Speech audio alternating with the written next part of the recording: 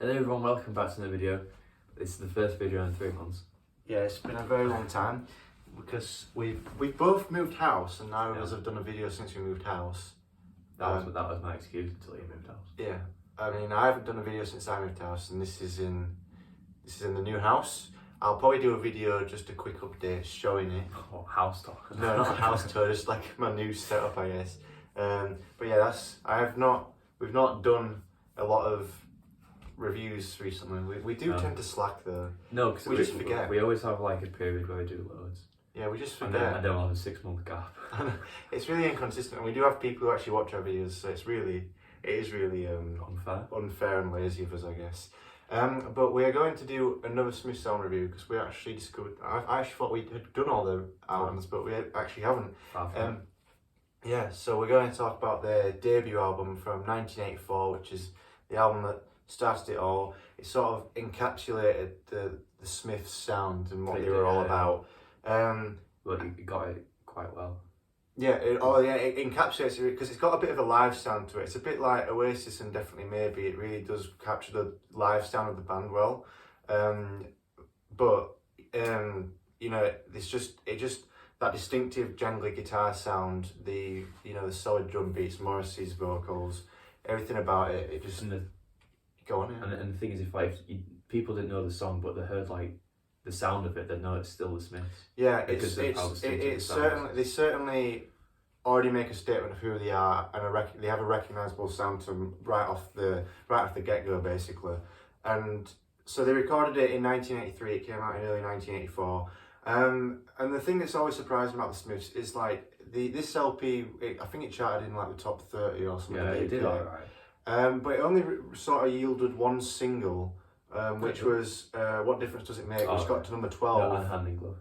Yeah, that was their first demo. That was their first demo, but that charted really low. But What Difference Does It Make charted at number 12, I believe. And I think that and Heaven Knows I'm Miserable Now were the highest charting songs they ever released, which is... That got to number 2, didn't it? No, it got into the top 10. I think. Oh yeah, top 10. It's like number 9, I think. Yeah, it is quite astonishing now. They didn't have... I think that was their only top 10 hit, actually. Yeah, it was, yeah. But a lot of these songs are featured on the album Hatful of Hollow, which is an essential album, I think, for any person who collects vinyl. Would you agree? Yeah. I'd say it's, with The Queen's Day, it's their most essential album. And a lot of the songs on that album are featured on this because there's a lot of John Peel session and BBC radio session versions. Reel Around the Fountain, Still Ill, Hand in Glove, What Difference Does It Make? But, I mean, some of these songs, I think, they sort of have themes of nostalgia, I guess, with like You've Got Everything Now. Yeah. But there's also sort of subject matter to do with sort of like child predatory or stuff like that. Yeah. Reel Around the Fountain. It does cover it quite a lot. Sexual assault, sexual misconduct, things like that. I think very delicate subject matter. And then there's obviously stuff for little children. But we'll get to that, I guess. So I don't know. Morrissey writes about what he kind of feels and stuff. Morrissey, yeah, he's a very honest songwriter. I mean, it opens up with Reel Around the Fountain. I mean, that to me, I think it is a bit like sort of relationship breaking down, sort of, I don't know, maybe sexual problems, things like that. But And the thing is, with the whole thing about child predator, there's loads of stuff going on in the late 70s, early 80s. Yeah. That was I don't know about. There's all the stuff that was happening with the things in Bradford and Leeds and the Yorkshire Ripper.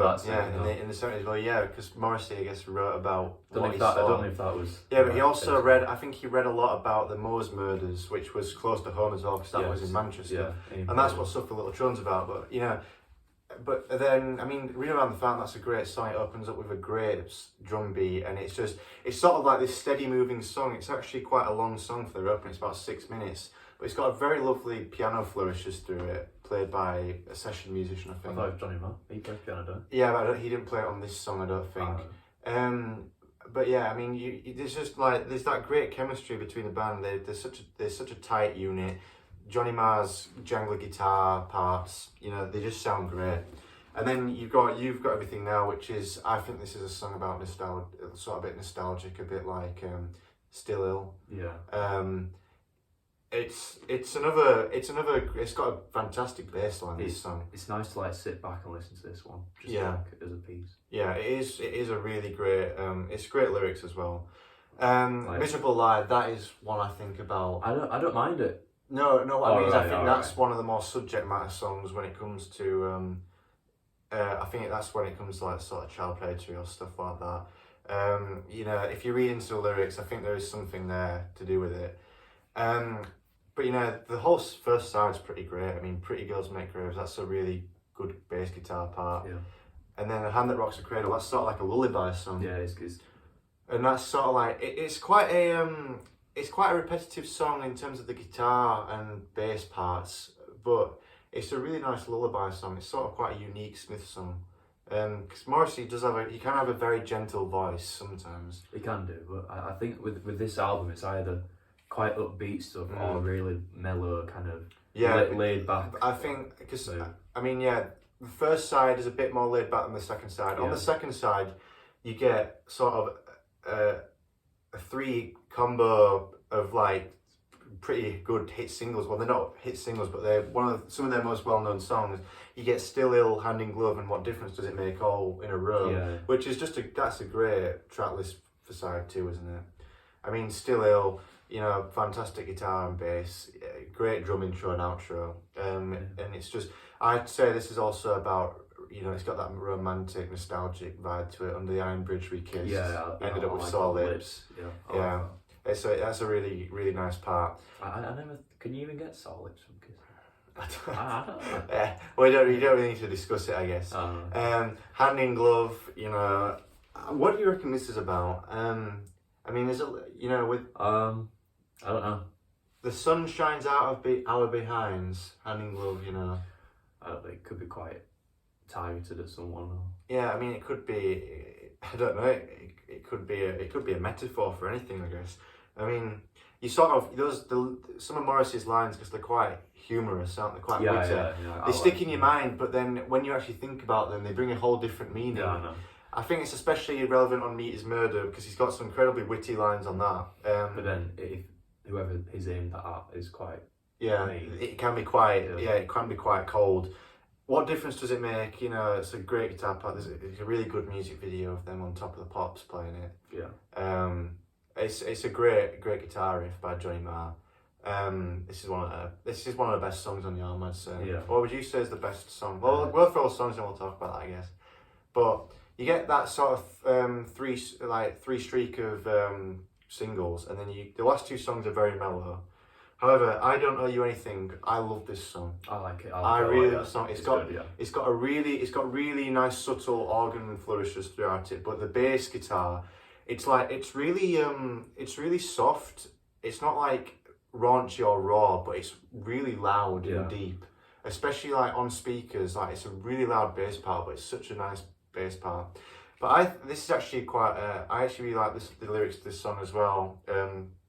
You know, did I really walk all this way just to hear you say I don't want to go out tonight? Yeah. It's a lot. I think it really does sort of. It's another one of those songs. It's about sexual frustration, isn't it? Pretty much. It's about how bad relationships can be when you're young. You know how fussy people can be. I guess it is all about frustration. It's really good. It's really great songwriting. Yeah. I mean, he always writes. We relate to it as well because we're young, us two. The whole pretty much most of the Smiths catalogue, where Morrissey writes, everyone can relate to it in one way or another. And that's why they appealed to. I think that's why they appealed to such a specific audience. It's more younger people. Yeah, they sort of appealed to sort of maybe 20, I'd say age 20. Like teens to age like gap, 30. It was a lot of the time men as well. Yeah. More than women, I'd say. Yeah, you don't see many women at the concerts. No, it was mostly men. But it's the lyrics, I think. But this one it's in particular. This is about sexual frustration, definitely. But yeah, that's a great song. It's just great. It's just great musical arrangement. Just a really good song. And then Stuff for Little Children. Oh well. It's a very dark song. It's a very depressing song. For a closer, it is very mellow. It is. You've got to be brave to put that as a closer as well. You do. I agree with that. the whole Smiths, they had control from the beginning by the track listing. I mean, even the album cover, because that's something from... Yeah, this is actually... I actually just read about it. This is basically the Smiths covers, even the singles, they always had... It was Morris's, like... It was always Morris's influence. This in particular is a film still from an American actor of an Andy Warhol film. I've read from the late 60s. The thing is, it's just the idea of that. It's just so random. Yeah, but it's such a great cover. Really, I think it's a great. I think it's cover. iconic, but it's iconic. As a cover, I'm not. I really know it's a great. I think it's really nice colour schemes. It's just nice colour, but I mean the picture. It's just.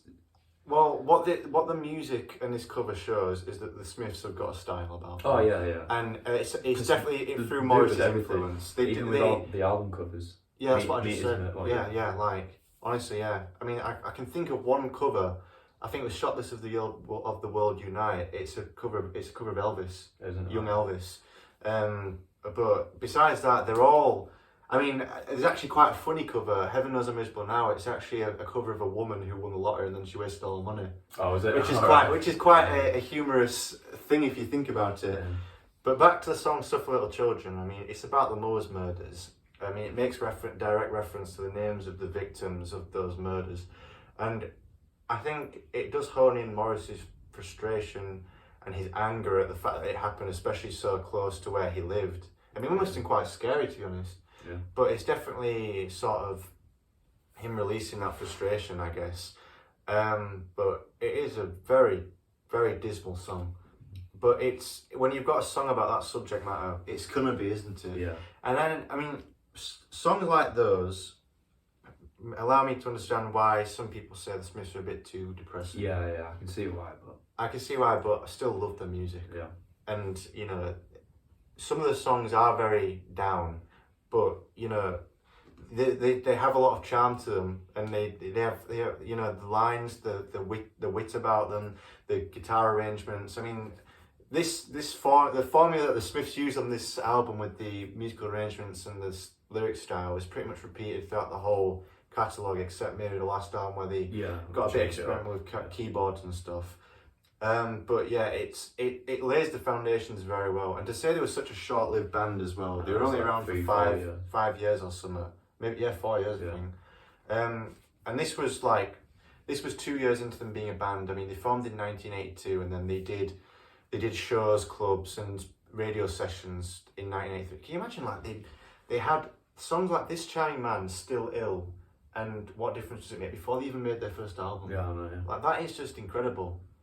But they were a small independent label band, weren't they, as well? Like, they weren't well known. It was a Rough Trade. Yeah, they just created that as well. Yeah, they just created that. But like, it's quite astonishing to think. I mean, I'd say the Smiths and pretty much all their albums, especially this album, have grown a cult following since they actually disbanded. I mean, the Smiths, I'd say, are more popular now than they ever were. Yeah.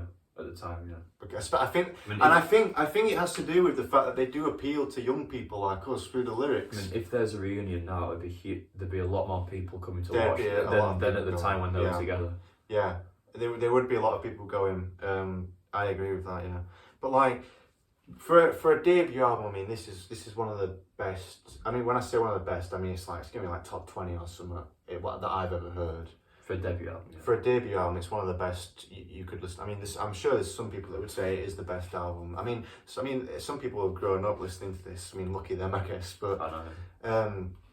I mean, it's definitely a 9 or 9.5 out of 10. I'd say it's not perfect because there are some songs that I would skip if they came on Spotify, for example, or that I don't go to them. Yeah.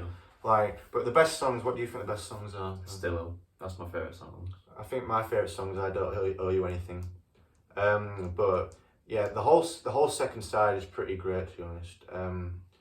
But also You've Got Everything Now and "Me Around the Fountain." Those are some great songs. So it's a very strong debut album, and I think that's about all we can really say about it, to be honest. Yeah.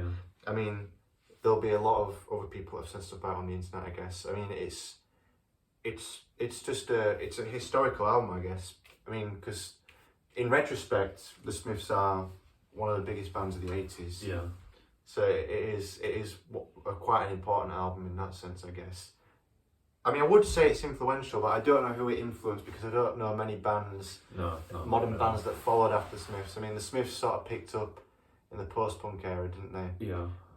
But it was, I think it was influential for a lot of small independent label bands that came to follow. And obviously Oasis were very influenced by the Smiths, Noel Gallagher was. So it is a very influential band, an album. But what would you rate it out of 10? About an 8. An 8? 8 out of 10, yeah. Fair enough, yes. But that's good for my standards. Yeah. It's a great debut album, and it's one of, I mean, I'd like to say it's one of the most essential Smiths albums, but it's really, they're really all pretty almost flawless, I'd say. It's not quite The Queen Is Dead, but it is up there. I'd say it's probably my 4th favourite out of 5 if you count Hatful of Hollow. Yeah. So yeah, that's our review on the Smiths debut album. Let us know what you think of the album in the comments below, and if you've got any thoughts and ideas for videos we should do, let us know, and we will try and upload more often. We will, yeah. We can't promise though, because we are terrible at uploading stuff. Yeah. We are really terrible at sticking to a consistent upload routine. Yeah. But we'll try our best. So thank you for watching this video. We'll see you in the next one. Goodbye. Bye.